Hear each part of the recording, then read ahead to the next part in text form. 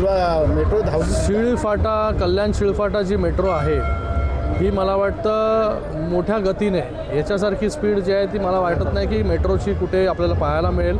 मोठं काम जे आहे हे गतीने कल्याण शिळ रोडवरती आपण जर पाहिलं तर आपल्याला पाहायला मिळेल.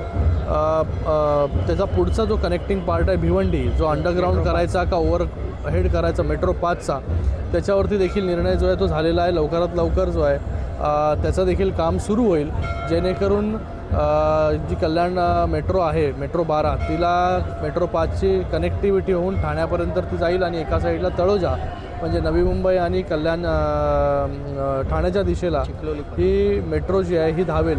पुढे मेट्रो 14 जी आहे ही बदलापूरपर्यंत आणि त्याचबरोबर मेट्रो 5 जी आहे ही मेट्रो 5चं एक्सटेन्शन जे आहे ते उल्हासनगर ते चिखलोलीपर्यंत आपण करतो आहे. आणि त्याचबरोबर मेट्रो 12ची अलाइनमेंट त्याच्यामध्ये अजून आपण ॲडिशन केली, जी तळोजाला डायरेक्ट 27 गावांमधून जाणार होती तिला आपण पुन्हा शिळफाट्यापर्यंत मीडियनमधून आणतो आहे आणि पुरत शिळफाट्यावरून तळोजापर्यंत आपण घेऊन जातो आहे, जेणेकरून जास्त लोकांना त्याचा फायदा जो होईल. लँड ॲक्विजिशनमध्ये जो वेळ लागतो तो लँड ॲक्विजिशनमध्ये वेळ लागणार नाही आणि मीडियनमध्ये जसं आता काम पूर्ण जोरात चालू आहे तसं काम देखील भविष्यामध्ये सुरू राहील. आणि त्याचबरोबर लवकरच त्या मेट्रोबरोबर डबल डेकर फ्लायओव्हर हा देखील माप्यापासून ते रांजुनोलीपर्यंत याचं देखील DPR तर झालेलं आहे, पण टेंडर देखील लवकर निघेल आणि ते देखील काम लवकरात लवकर सुरू होईल, जेणेकरून जी ट्रॅफिक आहे ती पूर्णपणे जी आहे ती काही वर्षामध्ये जी आहे ती निघून जाईल.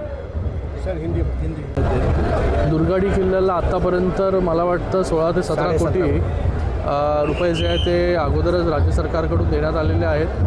त्याच्यामध्ये बुरुज बांधणी असेल, त्याचबरोबर सुशोभीकरण असेल, हे करण्याचं काम जे आहे हे दुर्गाडी किल्ल्यावरती केलेलं आहे. भविष्यामध्ये जे काही निधी लागेल अजून या दुर्गाडी किल्ल्याच्या विकासासाठी तो देखील जो आहे आत्तापर्यंत जसा निधी दिला तसाच निधी याच्या पुढे देखील दिला जाईल. इथे मेरीटाईम बोर्डची मोठी जागा आहे ती देखील डेव्हलप करण्याचा मानस जो आहे हा सगळ्या कमिटीचा आहे, जेणेकरून येणाऱ्या काळामध्ये अजून लोकांना जी आहे ती सुविधा मिळेल. त्याचबरोबर भटाळे तलावचा पण विकास हा देखील एक मोठा मुद्दा गेल्या अनेक वर्षापासूनचा आहे, तो देखील सोडवण्याचं काम जे आहे ते आपण करू. आणि आपण पाहत असाल की खाली सबमरीनच्या माध्यमाने म्युझियम देखील उभारण्याचं काम आज दुर्गाडी किल्ल्याच्या शेजारी झालेलं आहे.